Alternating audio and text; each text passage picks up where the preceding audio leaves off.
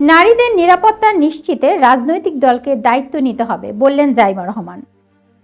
রাজনৈতিক দলগুলোকে নারীদের নিরাপত্তা নিশ্চিত করতে দায়িত্ব নেওয়ার আহ্বান জানিয়ে বিএনপির চেয়ারম্যান তারেক রহমানের কন্যা জাইমা রহমান বলেছেন, পলিসি মেকিং প্রক্রিয়ায় নারীদের অংশগ্রহণ বাড়াতে হবে। ছাত্র নেতৃত্ব থেকে শুরু করে স্থানীয় সরকার পর্যন্ত নারীদের জন্য একটি শক্তিশালী পাইপলাইন তৈরি করতে হবে।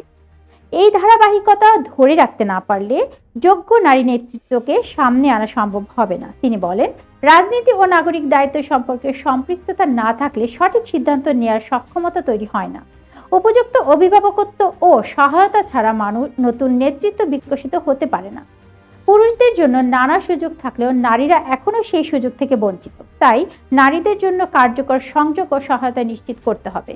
রাজনীতিতে অর্থনৈতিক বিষয়টি বড় চ্যালেঞ্জ উল্লেখ করে জাইমা রহমান বলেন, অর্থনৈতিক বৈষম্য দূর করতে নারী নেত্রীদের জন্য বাড়তি সুযোগ সুবিধা প্রয়োজন।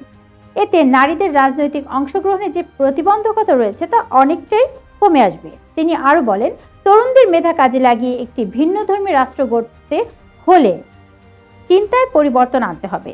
একই সঙ্গে রাজনৈতিক দলগুলোকে নারীদের নিরাপত্তার দায়িত্ব নিতে হবে।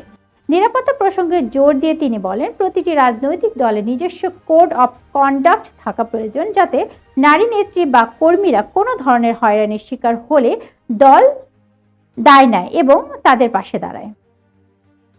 এই ছিল এখনকার মতো। পরবর্তী সংবাদ দেখার আমন্ত্রণ জানিয়ে এখানে শেষ করছি। আল্লাহ হাফেজ।